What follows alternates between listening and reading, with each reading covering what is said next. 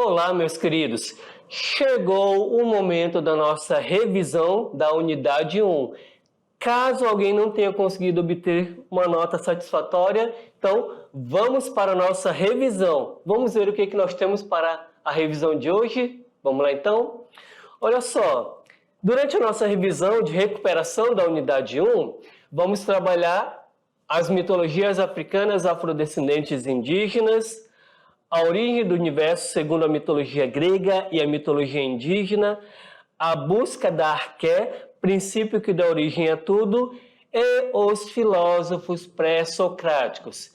Então, caso alguém tenha ficado de recuperação, esse é o momento da nossa revisão. E a revisão, a gente vai rever os assuntos que serão tratados durante a nossa avaliação. Vamos lá então?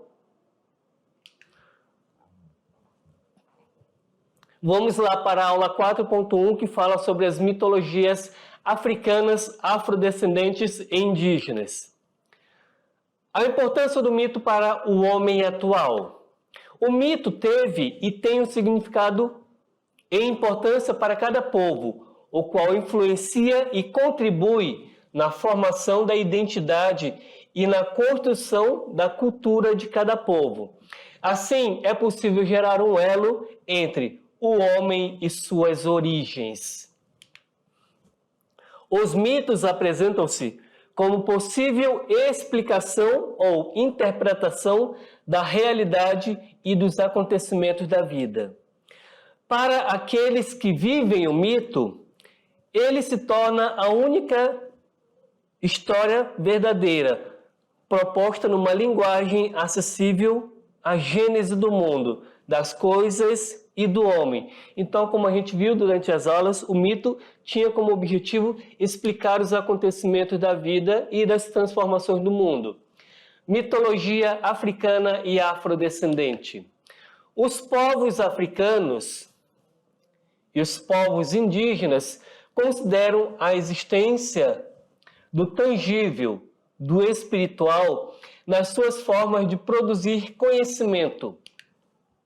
Além disso, no pensamento dos povos africanos, em especial, o intangível, que é o não material, aquilo que não possui matéria, está em equilíbrio com o tangível, ou seja, com aquilo que é material.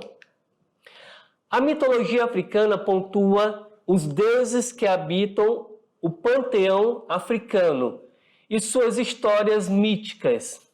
Esse jeito de pensar mitologicamente foi trazido lá da África ao Brasil.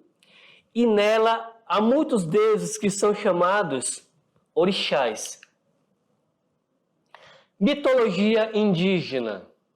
As comunidades indígenas brasileiras e rondoniense possuem uma herança mitológica que permanece viva até hoje entre os milhares de nativos que habitam o nosso território.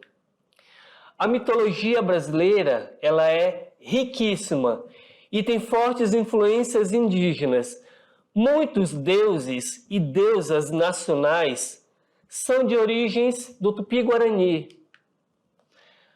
Vamos verificar agora sobre as diversas etnias nativas do Brasil. Elas deixaram um pouco de seu legado e de sua cultura. As comunidades indígenas brasileiras, elas possuem sua própria mitologia, suas crenças e manifestações culturais. As influências indígenas na mitologia brasileira não vieram de um só povo, são de vários povos. Por vários fatores, a cultura indígena ainda possui pouco espaço na sociedade atual, mas muitas comunidades ainda preservam sua cultura inicial, assim como as danças, as lendas, a língua, a vestimenta e tantas outras formas de manifestar sua cultura. Hora de recuperar aqui, pessoal, vamos lá então? Os deuses africanos são muito populares no Brasil. Alguns são mais conhecidos e já fazem parte até do vocabulário cotidiano do brasileiro, assim como Oxalá, Ogum e tantos outros. Esses deuses são conhecidos popularmente como respondeu correto quem optou pela alternativa orixás. Então, quem optou por essa alternativa, correto. Ok? Vamos então continuar. A origem do universo segundo as mitologias grega e a mitologia indígena. Aqui é um G. Entre os séculos, ali por volta mais ou menos do século XII até o século VIII a.C., ainda predominava a concepção mítica do mundo. Os mitos gregos, eles recebiam forma poética e eram transmitidos oralmente pelos cantores ambulantes. Na obra Teogonia, o poeta Hesíodo, ele relata a origem. Nessa obra ele relata a origem do mundo e a origem dos deuses. Teogonia, do grego, theos significa Deus. Igonia significa origem, que quer dizer o nascimento dos deuses. E cosmogonia, não é cosmologia, cosmogonia. Do grego, cosmos significa mundo, ordem, beleza. Significa então a cosmogonia, já que gonia a gente tem a definição em cima, a criação do mundo. A cosmogonia seria a criação do mundo a partir dos deuses. No princípio de todos os mitos, houve um tempo em que nada existia no universo além do caos. Nele estavam misturadas as sementes de todas as coisas futuras, mas não havia ordem alguma. Do caos surge uma deusa, a Terra, que os gregos chamavam Gaia. Sobre o imenso corpo fértil de Gaia, os elementos antes em confusão começam a se organizar, ocupando cada um o seu devido lugar. O caos é uma divindade negativa, mas do caos nascem todas as coisas positivas, e do caos surgiram outras divindades. Isso conforme a mitologia grega, viu, pessoal? A origem do universo segundo a mitologia indígena. Havia entre as diversas aldeias muitos mitos, lendas, crendices, fato, que é interessante de se estudar, pois explica muito do que permanece na cultura e do folclore do Brasil. O povo Tupi-Guarani acreditava, assim como os gregos acreditavam em deuses, o povo Tupi-Guarani acreditava em um Deus supremo, o Deus do trovão, a quem eles denominavam o Deus Tupã. Os indígenas acreditavam que a voz deste ente supremo podia ser ouvida durante as tempestades. Eles acreditavam que Tupã era o Deus da criação, o Deus da luz, e sua moradia seria o sol. Acreditavam também em um Deus Sol, chamado Guaraci, em uma deusa da lua, Jaci. O Deus do Sol seria o criador de todos os seres vivos, e Jaci seria a rainha da noite e dos homens. Segundo a lenda, ela teria sido esposa de Tupã. Os indígenas tinham também uma astronomia própria e definiam o tempo da colheita, a duração das marés, o tempo das chuvas e, através da observação do céu, criavam histórias, mitos, lendas com ensinamentos morais. Vamos então recuperar. Questão 2. Os mitos são histórias sobre um passado bem distante que, ao mesmo tempo, dão sentido à vida no presente.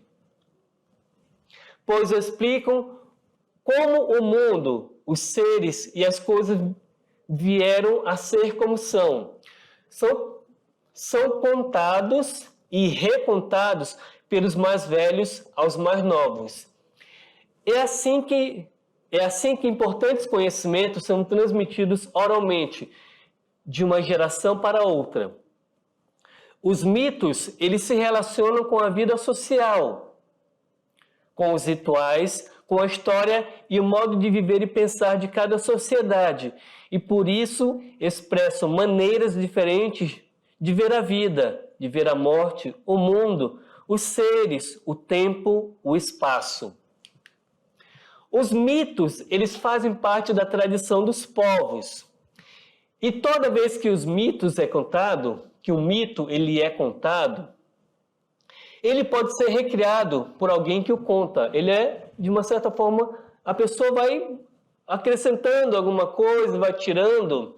Então, dessa forma, podemos dizer que, olha só, os mitos, eles estão sempre se modificando, porque com as mudanças que vão acontecendo no dia a dia, com aqueles que contam o mito ele se modifica com o passar do tempo.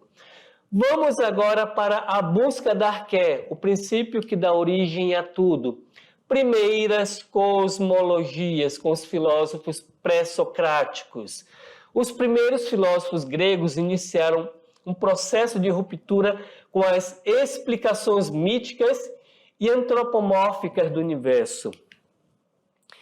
Eles dedicaram-se a investigar o mundo físico, a natureza e a construir uma cosmologia. A nova tendência era buscar argumentos baseados na observação do mundo natural e no uso da razão para formar um sistema coerente de concepções. Essa parte aqui, observação do mundo natural, pessoal, se dá através dos sentidos, juntamente com o uso da nossa razão. Então, a cosmologia, ela é uma explicação racional e sistemática sobre a origem, a ordem e a transformação da natureza, da qual os seres humanos fazem parte. A cosmologia busca o princípio natural, eterno e imperecível, gerador de todos os seres, e esse princípio é denominado a physis. Embora a physis seja imperecível, ela dá origem a todos os seres infinitamente variados e diferentes do mundo, esses seres são perecíveis e são mortais. No entanto, a physis é imortal e as coisas físicas são mortais. Embora a physis venha a ser imutável, que não muda, os seres físicos ou naturais gerados por ela, além de serem mortais, são mutáveis, ou seja, mudam. Como os seres estão em contínua transformação, o mundo está numa mudança contínua, sem por isso perder a sua forma, sua ordem e sua estabilidade. A physis e a causalidade. Para os pensadores pré-socráticos, o foco da busca era entender a origem de todas as coisas, a causalidade, a inteligibilidade, o princípio que está na origem de uma realidade. Explicar a origem de uma realidade era, para esses primeiros filósofos, relacionar o efeito a uma causa natural que o antecede e o determina. Os pré-socráticos, eles estavam preocupados em encontrar a arqué, aquilo que dá origem a todas as coisas. E a partir de um princípio seria possível explicar tudo o que existe no universo.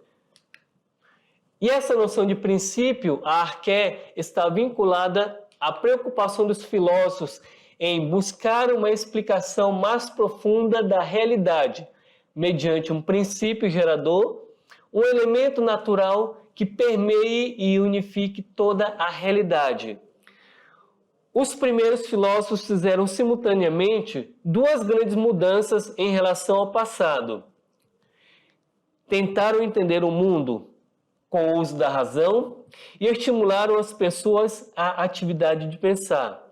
O termo grego logos pode ser traduzido por discurso racional. E para que o mundo possa ser conhecido pela razão, é preciso que haja princípios racionalmente inteligíveis. Hora de recuperar, vamos então para a pergunta, pessoal.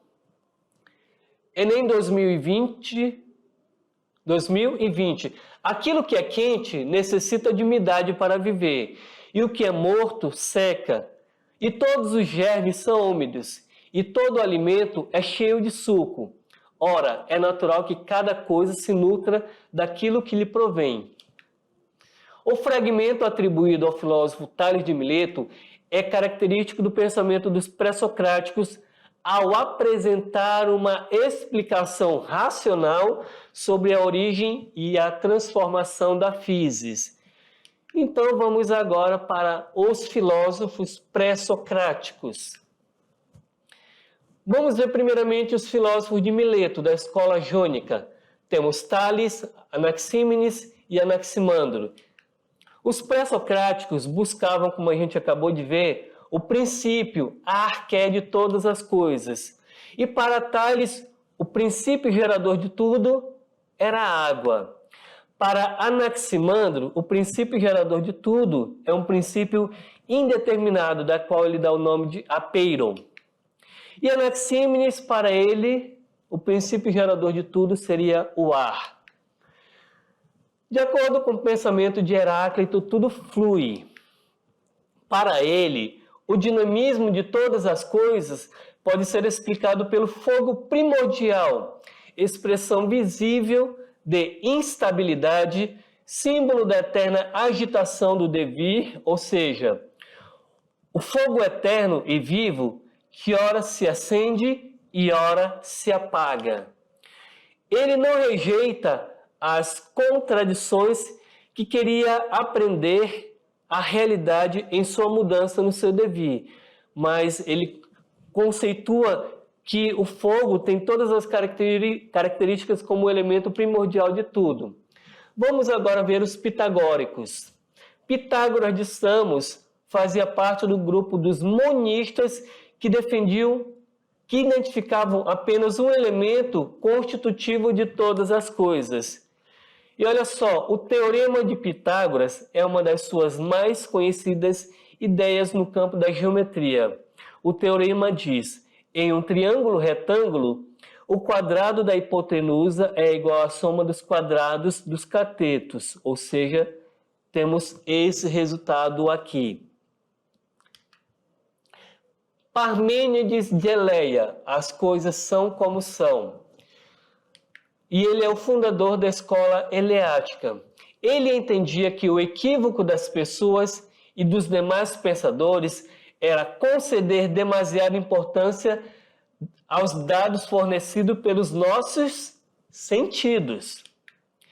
Embora percebesse pela via sensorial a mudança e o movimento do mundo, Parmênides achava contraditório buscar a essência, a arqué, naquilo que não é essencial, buscar a permanência daquilo que não permanece, ou seja, a mudança. E hora de recuperar aqui, pessoal, vamos lá então. Heráclito utilizou a teoria do tudo flui, a qual todas as coisas mudam sem cessar. E o que temos diante de nós, em dado momento, é diferente do que foi há pouco e do que será depois. Qual das frases abaixo surgiu a partir do pensamento do filósofo pré-socrático chamado Heráclito? Então, olha só. Nunca nos banhamos duas vezes no mesmo rio. Pessoal, agora vocês vão para a avaliação. Qualquer coisa, mandem. Se tiver dúvida, mande para cá as dúvidas de vocês que a gente vai estar aqui para auxiliá-los, ok? Uma boa avaliação e até a próxima.